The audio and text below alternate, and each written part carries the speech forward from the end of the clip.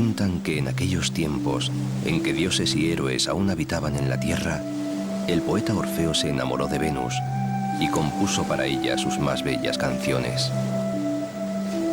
Durante algún tiempo las escuchó la diosa complacida, pero después, voluble, concedió a Júpiter sus favores. El despechado Orfeo huyó por mar de tan triste desdén, pero su nave naufragó y solo él, aferrado a su inseparable lira, consiguió salvarse. Ya en la tierra firme de un islote, el poeta, agradecido, entonó un himno de tal belleza que los peces impresionados se apresuraron a despertar al dios Neptuno que reposaba en aquellas playas para que pudiera oírlo. Y cuando al amanecer el sol iluminó la tierra, en el horizonte se dibujó la masa impresionante de los Pirineos.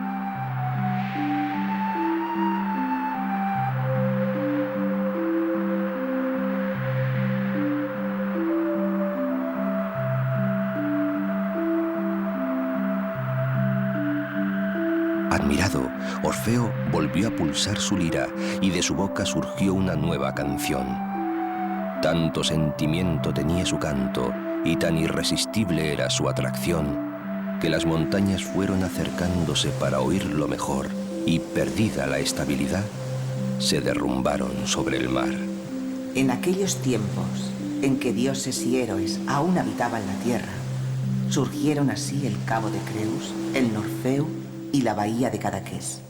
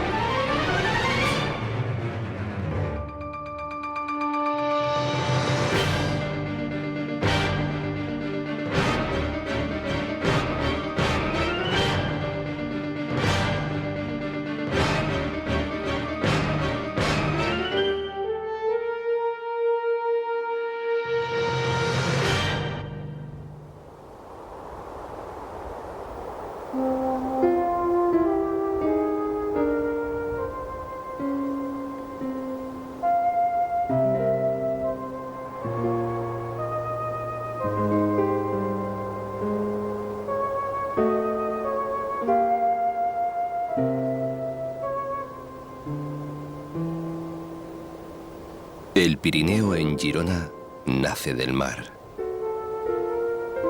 Hablando de este paisaje, decía Josep Pla: tiene una virginidad mineral soberbia, una pureza cósmica intacta, una soledad altiva e indiferente.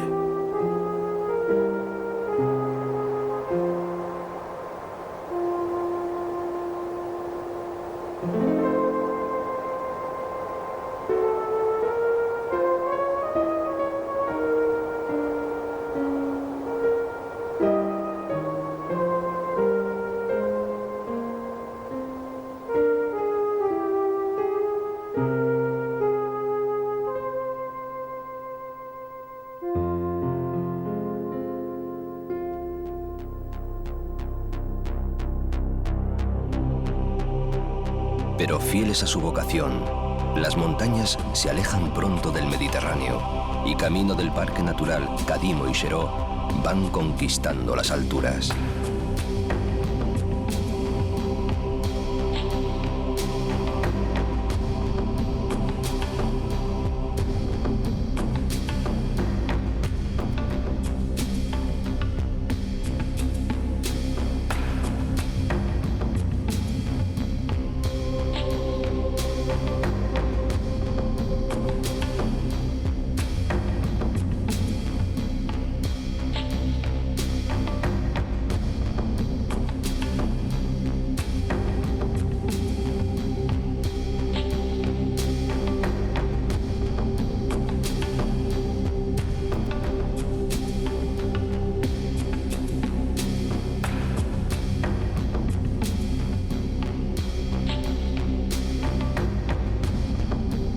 En esta tierra catalana de fronteras, la más transitada es la que traza raya por la Junquera y dibuja caminos paralelos a la costa del viejo mar, en rutas que llevan a todas partes.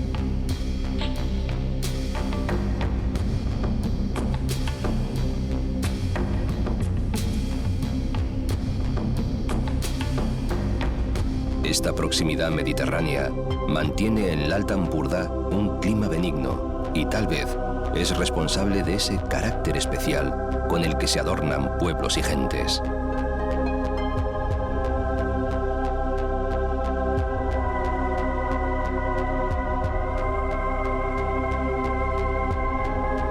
Salvador Dalí es una parte sustancial del paisaje cultural y humano de esta tierra. Aquí, en Figueres, la capital, nació y murió el genial pintor.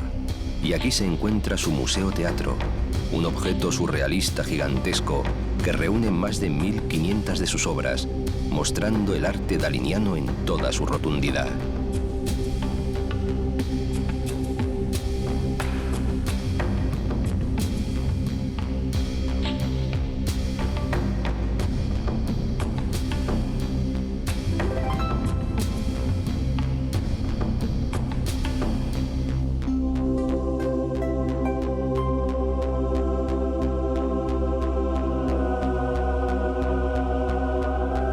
El viejo pueblo visigodo, al que concedió fueros propios el rey Jaime I, fue sin embargo crisol de ideas federales y republicanas, y según muchos, cuna de la sardana, y además patria chica no solo del genio surrealista, sino también de Narciso Monturiol, el inventor de la nave submarina Ictineo.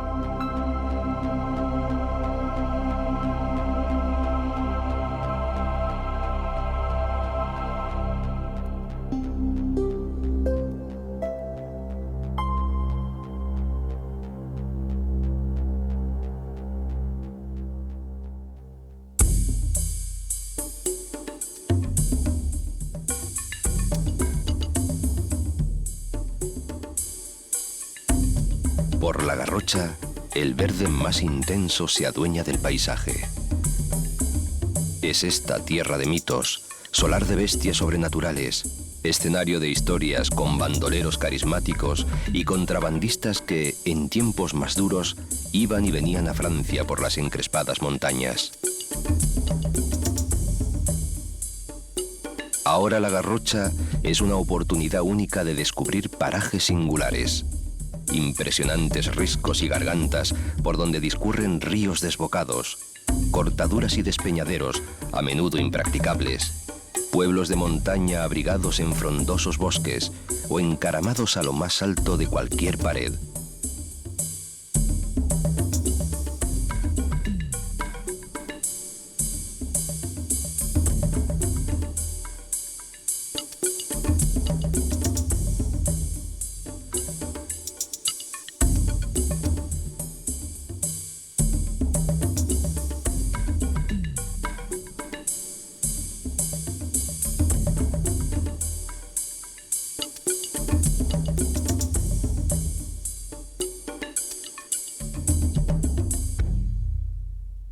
La silueta de la antigua villa de Castellfollit de la Roca se recorta contra el horizonte.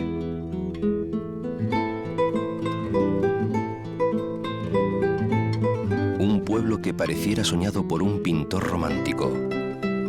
Sus calles, estrechas, silenciosas, se abren inesperadamente al abismo, mientras la torre de la antiquísima parroquia de San Salvador continúa su vieja labor de centinela, controlando todo movimiento que se produzca a la entrada por el Valle del Fluviá.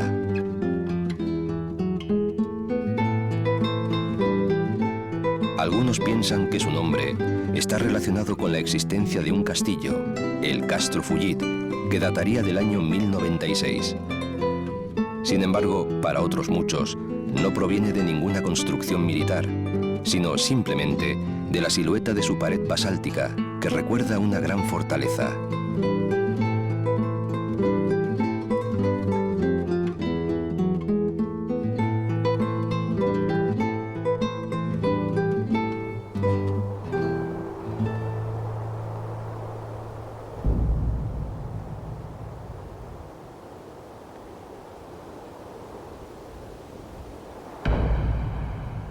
Los cráteres de 30 volcanes, afortunadamente dormidos, dibujan el increíble paisaje en torno a Olot.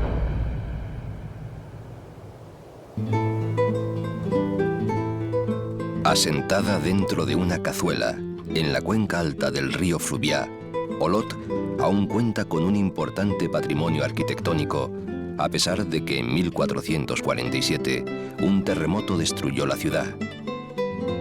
Y parte de él, la iglesia renacentista de San Esteve, que guarda entre sus tesoros un Cristo llevando la cruz pintado por el Greco. Engarzadas en sus tierras bajas, la Garrocha conserva dos joyas medievales.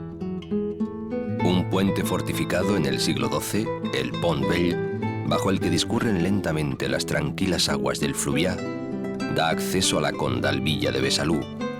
Dentro del recinto amurallado, un entramado de callejuelas cuartea la villa, entre pétreos ejemplos de la convivencia de católicos y judíos.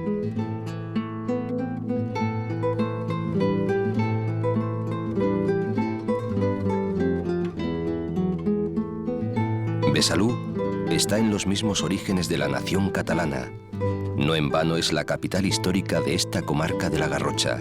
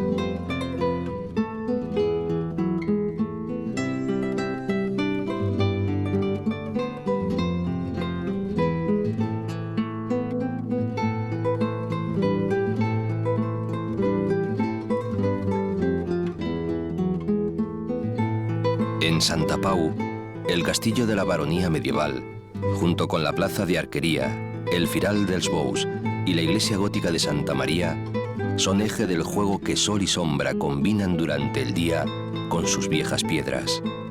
Caserío que para Josep Pla era un amontonamiento de piedras oscuras alrededor del castillo y de la iglesia, como un rebaño de ovejas negras alrededor del pastor. De sus ricos fogones, en cualquiera de sus plazuelas, salen los increíbles fesols, esas pequeñas judías de gusto delicado, protagonistas de la tradicional cocina volcánica.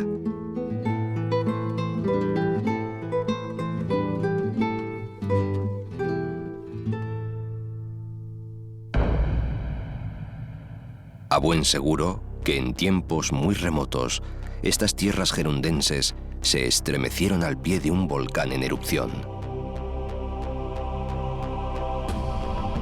Hoy en día, de la fuerza incontrolable de otros tiempos, solo queda la abertura amenazante de sus cumbres. El Cruscat y Santa Margarida permanecen en un plácido sueño.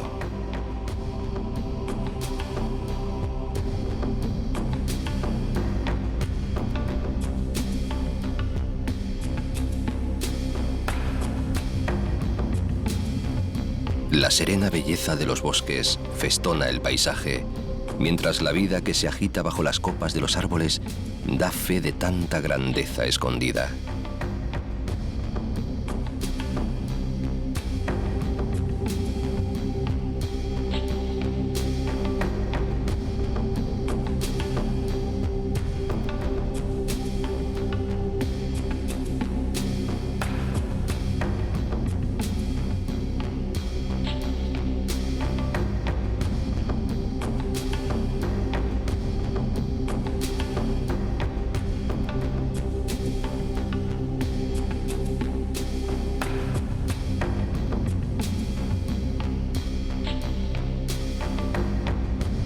Las presas i la Val d'en Bas inciten a perder-se com ho hiciera Joan Maragall.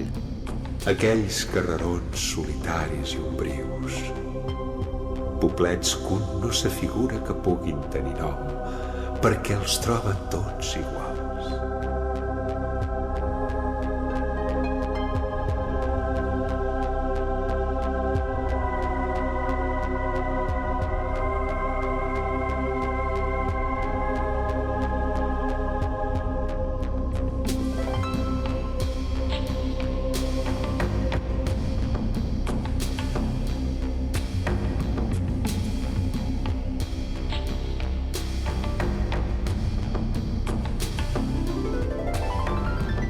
En el profundo Ripollès se atesoran misterios y monumentos románicos.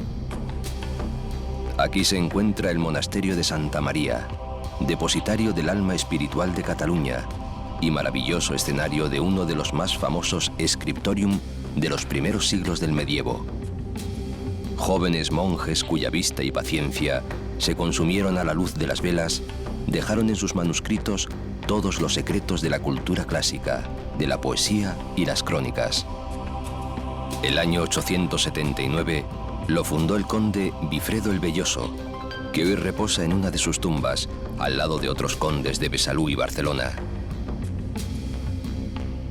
Al calor artístico de las incomparables Biblias de Ripoll, el abad Oliva terminaría las ampliaciones que configuraron su forma definitiva en el siglo XI. Desde él se irradió una influencia social, política y cultural crucial para el proceso de formación de Cataluña. Y en torno suyo se desarrolló la villa de Ripoll, de la que, junto con la Plaza Mayor, forma su corazón antiguo.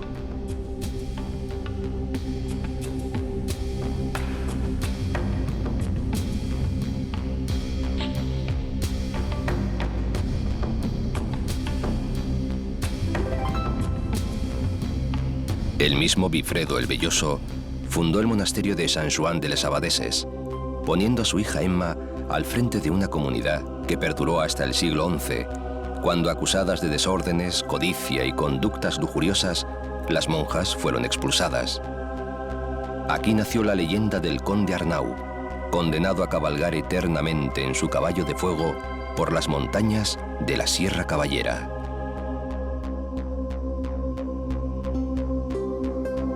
Que la naturaleza es sabia lo confirma el río Ter, eligiendo para nacer el Valle de Camprodón, un paisaje salpicado de pueblecitos de montaña. En Camprodón, la imagen la pone el Puente Nuevo, una impresionante construcción de un solo arco que data del siglo XII. El sonido, la música de Albéniz, aquel virtuoso del piano, aquí nacido en 1860, que creó un mundo nuevo de sonidos, una simbiosis de los rasgos más exóticos de la música española y las tendencias más avanzadas de la música francesa de su tiempo. Camprodón invita a pasear, y los pasos conducen casi siempre al monasterio de Sant Pere.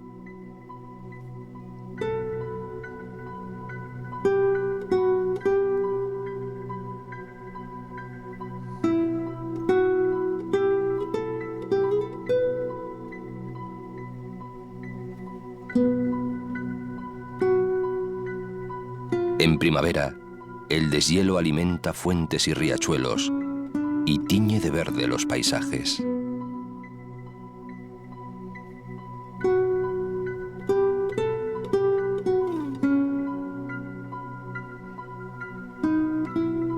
Caminos que suben y sendas que bajan, siempre buscando algún secreto escondido en el valle de Camprodón.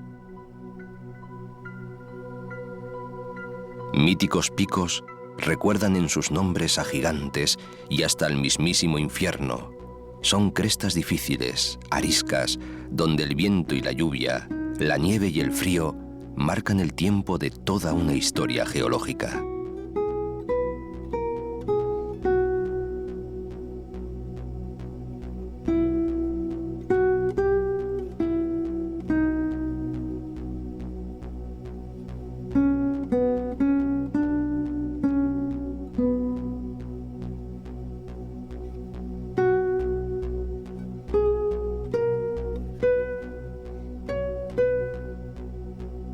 En el Valle de Núria, Casi todo es emocionante. El paisaje, el santuario y hasta su gran lago, aunque sea artificial. En su entorno se puede practicar todo tipo de deportes. El verano es tiempo de golf, paseos a caballo, alpinismo, viajes en globo, mountain bike, espeleología.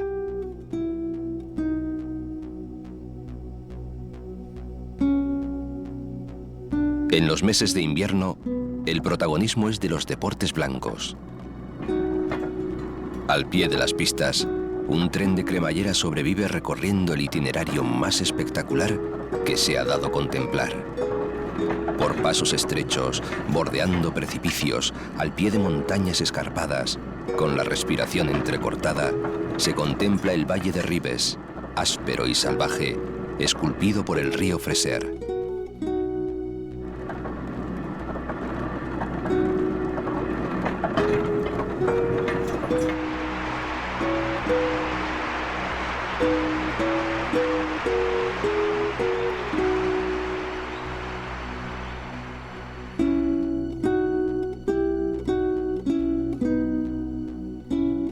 Llivia es el único municipio español totalmente rodeado por territorio francés. Una casita como de caramelo alberga el ayuntamiento y el museo, donde se encuentra una antigua botica del siglo XV. En su castillo se firmó en 1659 el Tratado de los Pirineos.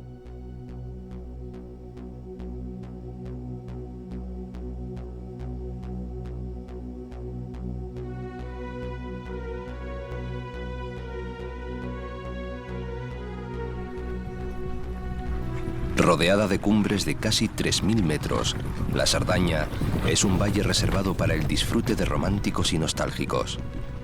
Todo lleva a pensar que al principio estas tierras fueron un lago evaporado después hace millones de años. Ahora, la Cerdaña, el valle más amplio de Europa a semejantes alturas, es un mundo en miniatura, el escenario fantástico de un cuento inventado.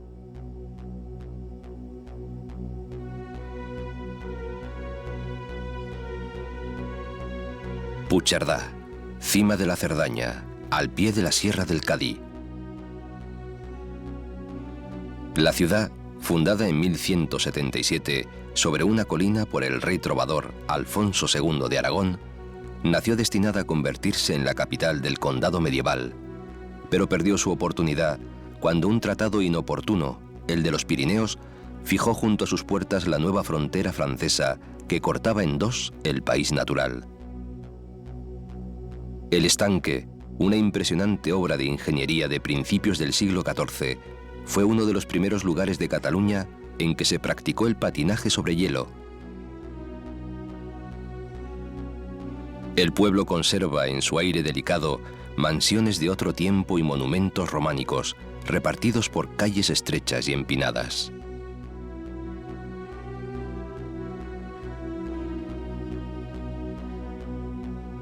En el siglo XIX, la Cerdaña fue el lugar de veraneo predilecto de la burguesía catalana.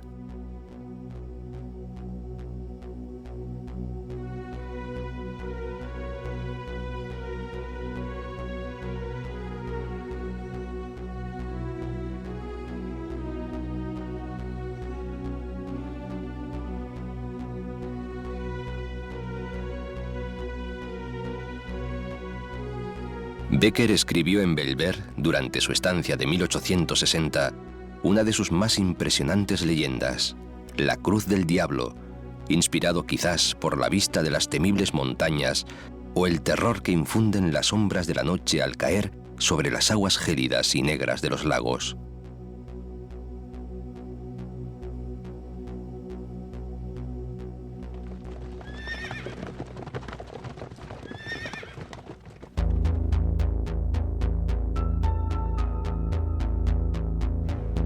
Importado de los países nórdicos, el esquí comenzó a ser conocido en Cataluña a principios del siglo XX. En aquella época, las dificultades del transporte convertían en una odisea el mero hecho de acercarse a la nieve. Pero pronto se empezó a subir a la montaña para conocerla, y lo hicieron a La Molina a partir del año 1909.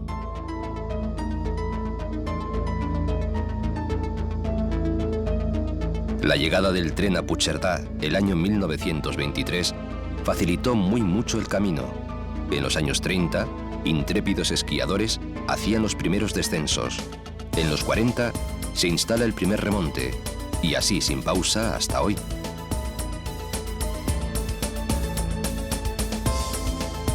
A su lado, Masella, que situada en la vertiente norte del macizo de la Tosa, garantiza nieve toda la temporada. Hoy unidas, La Molina y Masella conforman Alp 2500, la estación más importante de ambos lados de los Pirineos.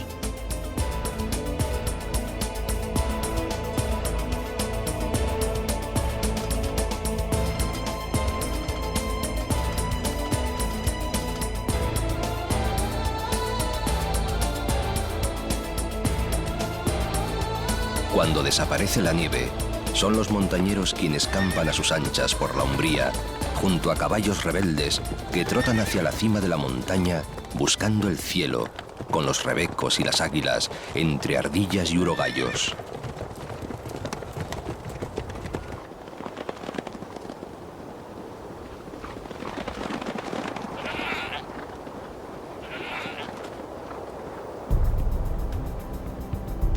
El Berguedà es la única comarca pirenaica de la provincia de Barcelona. El río Llobregat emerge entre piedras por Castellar de N'Hug, pueblo de calles empedradas y caserío a medio camino entre la arquitectura rural y medieval.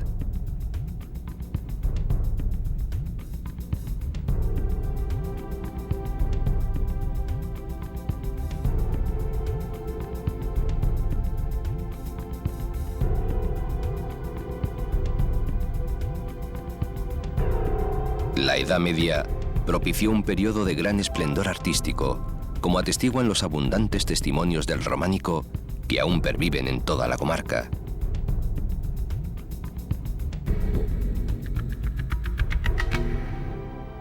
Bagà, hasta que se abrió el túnel que comunica el Alto Berguedà con la Cerdaña y Francia, era un tesoro oculto, el punto y final de una carretera olvidada y solitaria que se metía hasta el corazón de un paraíso montañoso casi desconocido, que forma ya parte del Parque Natural del Cadí i Xeró.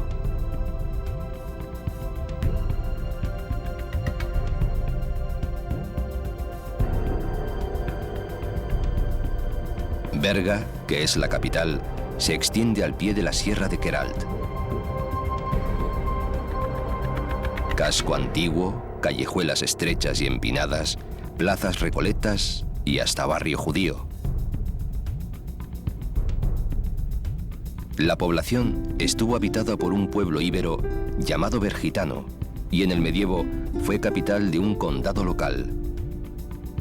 Fue señor de su castillo el gran Guillem de Berguedà, aquel trovador catalán de tan tremenda vida. Tenía títulos y honores, ingenio y caudales, valor y nobleza. Y pudiendo ser el primero, prefirió ser el último. Deshonró su nombre, lo arrastró por el lodo, disipó sus riquezas, gastó su vida en orgías. Fue caballero y bandido, estuvo preso y proscrito, fue jugador, duelista y pendenciero, noble jefe de huestes aguerridas y verdadero capitán de ladrones en camino real.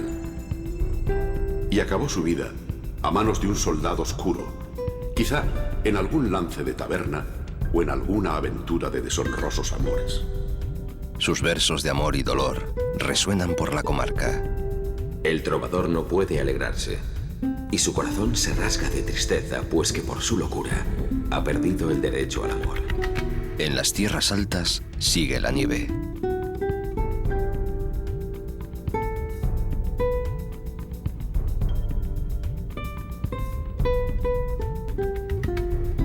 Desde sus 2.400 metros de altura, el barcelonés Pedraforsa, mito del alpinismo catalán, vigila la entrada de un mundo aparte, el Parque Natural Cadí i Xeró.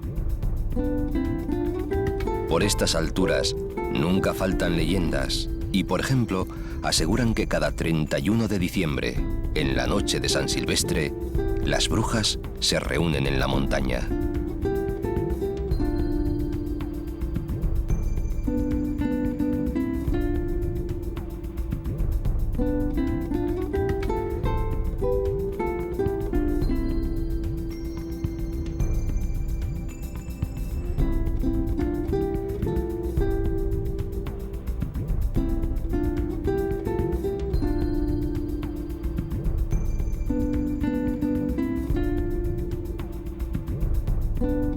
En la Edad Media se amurallaron pueblos, se plantaron plazas porticadas, se elevaron al cielo torres góticas. Más tarde, hacia 1906, Picasso, instalado en la fonda Cal Tampanada, pintó por aquí algunas de sus obras más conocidas y experimentó una transformación. Cambió de paleta y de trazo e inventó un nuevo tiempo para el arte. Sus modelos fueron su pareja de entonces, Fernand Olivier, el pueblo, las gentes, las vacas y los caballos.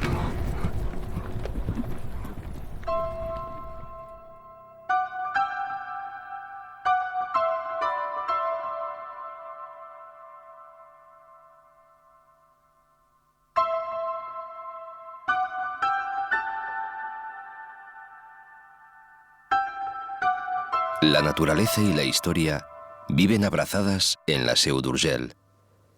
Es seguro que los pueblos ibéricos se establecieron aquí, atraídos por las fértiles llanuras regadas por las aguas del Segre y el Valira. Y aunque apenas es posible observar vestigios de épocas tan remotas, las estrechas callejuelas del barrio antiguo permiten constatar su importancia posterior.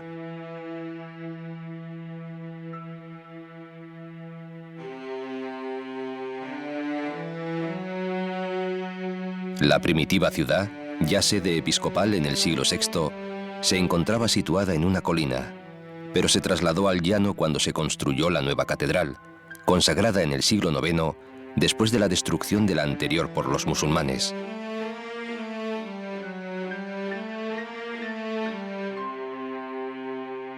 El románico no solo domina la capital, sino que se extiende a lo largo y ancho de las tierras del Alt Urgell, que en el Valle del Segre se convierte en el corazón del Pirineo catalán.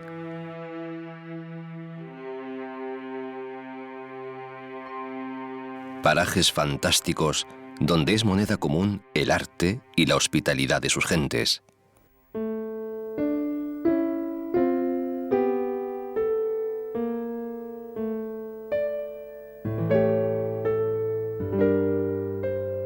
Y viejas historias, como las pugnas entre los obispos de Urgell y los condes de Foix por la propiedad de las tierras altas que dieron lugar, en el siglo XIII, al nacimiento del Principado de Andorra. Andorra está situada donde las montañas del Pirineo Oriental, amables y luminosas, están a punto de convertirse en las agrestes cimas de Pallars. El aire del Mediterráneo, que entra a oleadas por el sur, se mezcla armoniosamente con el del Atlántico para esculpir las vertientes norteñas. La capital del Principado se asienta en la orilla del río Valira, como tendida al sol. Es un tranquilo y bello pueblo de montaña que, convertido en importante centro turístico, ha sabido adaptarse al ritmo trepidante de las grandes urbes. La vida gira en torno a la avenida Príncipe Benlloc, donde un montón de tiendas ofrecen a buen precio todo cuanto se pueda comprar.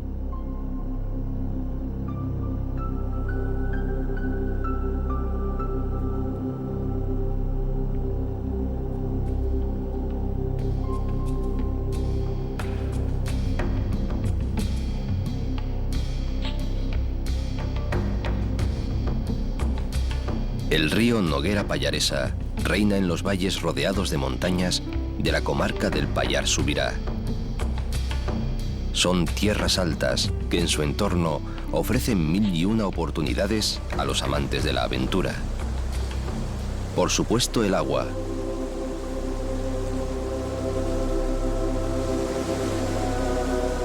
Y el río, un paraíso para la práctica del rafting, el kayak, el hidrospeed, el bass bob. Y en su entorno, recovecos magníficos para el descenso de barrancos.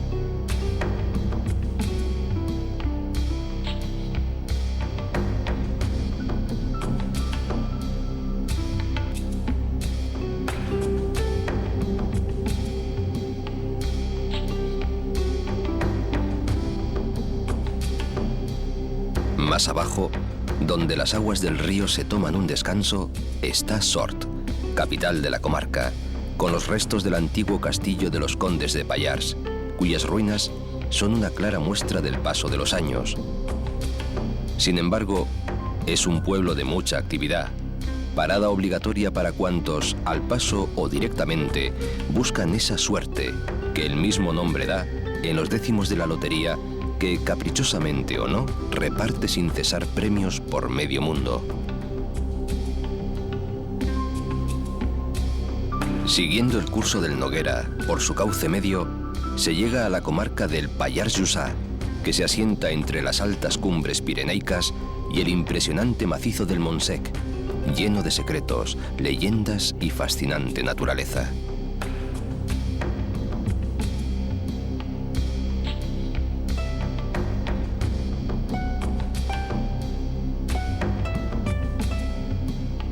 El río se adentra en el Congost de Mont-Rebei, entre verticales paredes de roca. En una de ellas, la que corresponde a Lleida, a una altura increíble sobre el nivel de las aguas, una senda, tallada directamente a modo de cornisa en la roca viva, desafía el vacío. Al lado opuesto, las tierras aragonesas de Huesca. En el fondo, la nutria aún goza de uno de sus últimos reductos.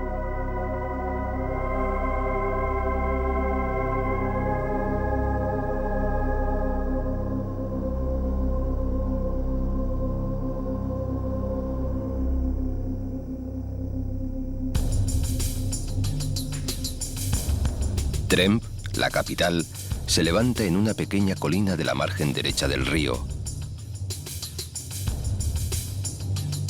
Recuerdos medievales en su barrio antiguo y una moderna y activa vida comercial.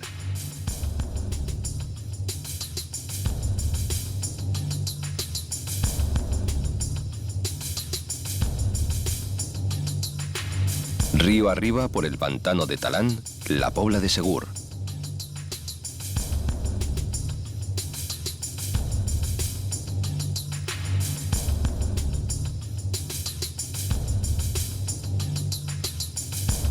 Luego, por el estrecho de Erinja, se penetra en la Val Fosca, desde donde se llega a los lagos glaciares de la cabecera del río Flamisell.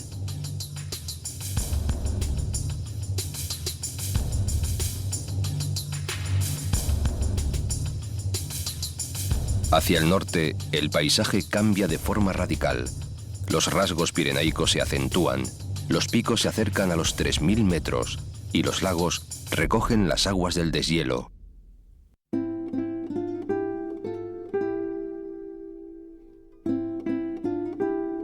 Si el románico pirenaico es inseparable de estas tierras, en el Alto Ribagorza se hace protagonista. En menor o mayor medida, forma parte de todos estos pueblos, de casas de piedra, con balconadas talladas de madera y tejados de pizarra.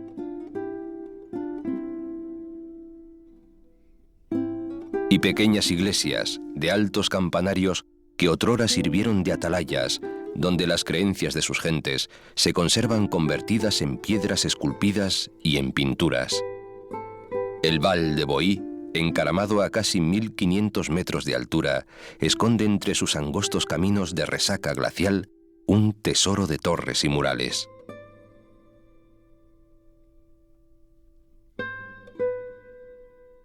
En Taúl, San Climent apunta al cielo con su hermoso campanario, y bajo las robustas piedras de sus naves, su célebre Pantocràtor, cuyo original se conserva en el Museo de Arte de Cataluña.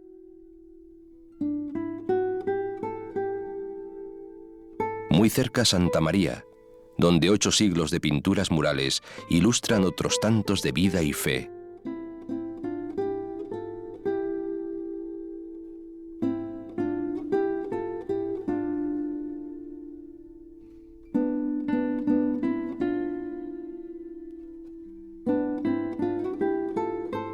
En Boí no solo está la iglesia de San Joan, sino también un puente sobre el río San Martí y los restos de la muralla y torre que rodeaban el pueblo.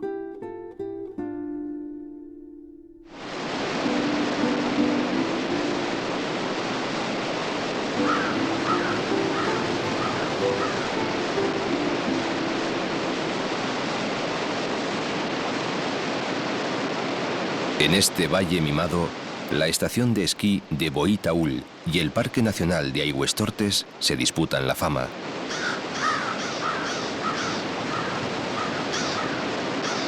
Caldas de Boí, un establecimiento termal con su balneario, conocido ya en la antigüedad por los 37 manantiales de diferente composición y temperatura.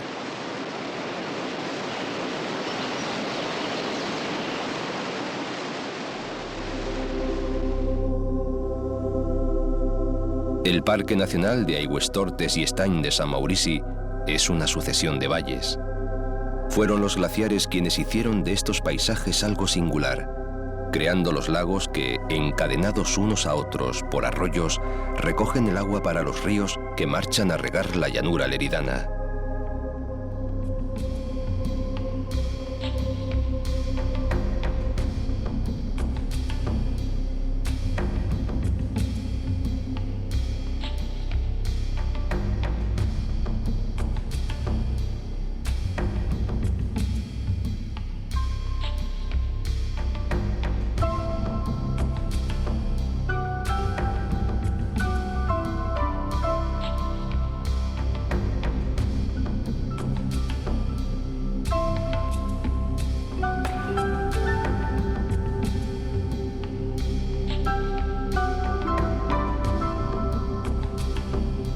Aunque la cima más elevada de Aigüestortes es el pico del Colamoformo, de 3.033 metros, lo más conocido es el macizo de Els Encantats, dos increíbles montañas que se elevan al cielo frente al Estany de Sant Maurici.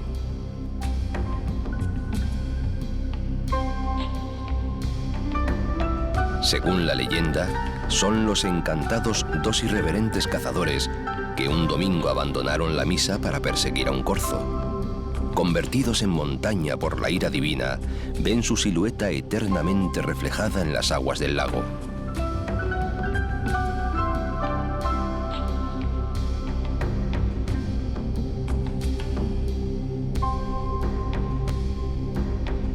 Según la ciencia, hace 200 millones de años, los encantados emergieron del fondo del mar que cubría estas tierras.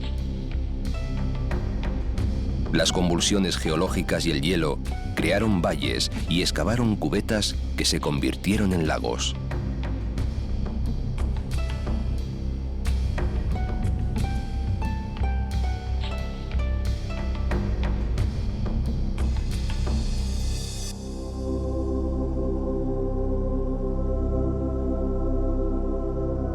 Los riachuelos, buscando salida entre los sedimentos, hicieron el resto, dibujando los cauces tortuosos por donde rompen las aguas.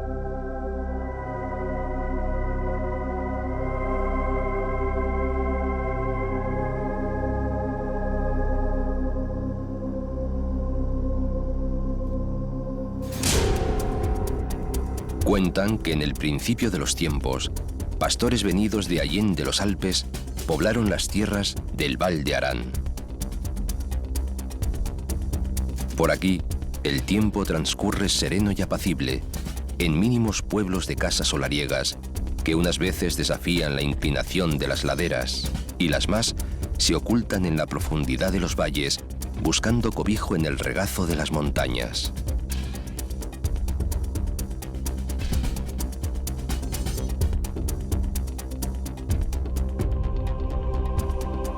Muchos años después de aquella primera visita, quizás más de 10.000, el Valle de los Valles ya no es un lugar perdido en los Pirineos. Cuando ahora las nieves cierran el puerto de la Bonaigua, los 5 kilómetros de roca horadada del túnel de Viella permiten escapar del aislamiento. Hasta su inauguración en 1948, los araneses eran conscientes de que durante el invierno un cinturón blanco los mantendría encerrados dentro de su mundo.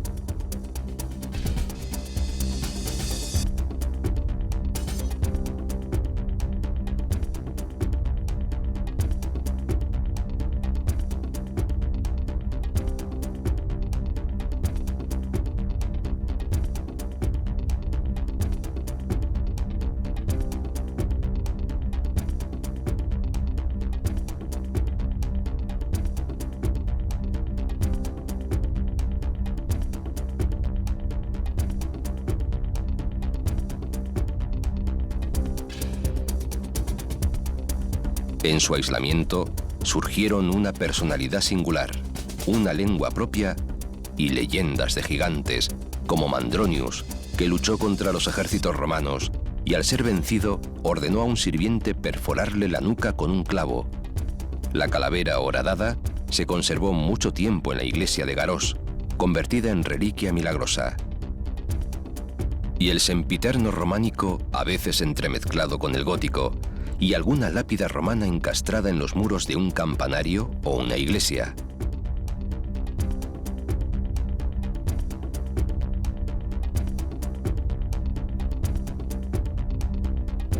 Dicen, los que la conocen, que Viella ha asumido los últimos años cierto aire cosmopolita.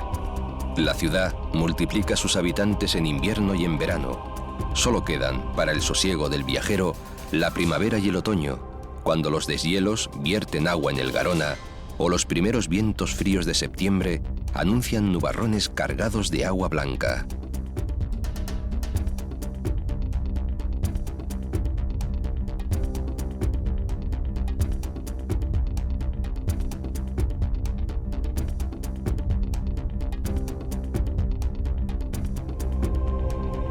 Desde lo más alto se divisan los pueblos que conducen hasta Baqueira Beret. Baqueira es protagonista en los tiempos fríos.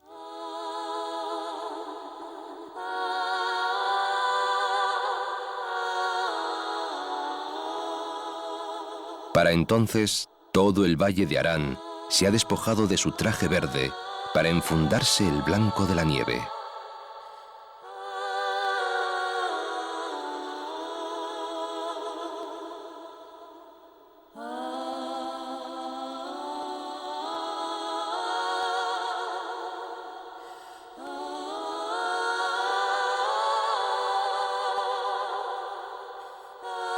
El de Arán no es solo el último valle del Pirineo catalán. Es un paraíso donde en otoño los arroyos serpentean entre el ocre y pardo de los árboles, donde cuando termina octubre comienzan a caer los primeros copos. Para entonces, los araneses ya habían hecho acopio de la leña necesaria para pasar otro frío y blanco invierno. Y no hace de esto muchos años.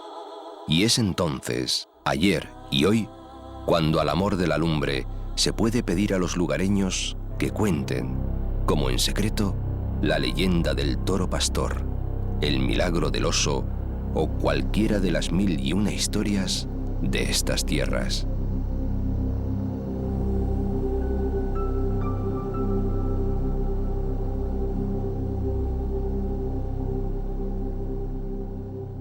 Yo voy soñando caminos de la tarde,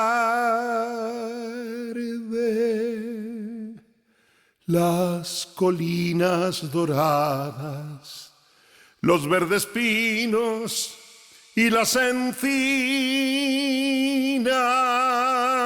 ¿A dónde el camino irá?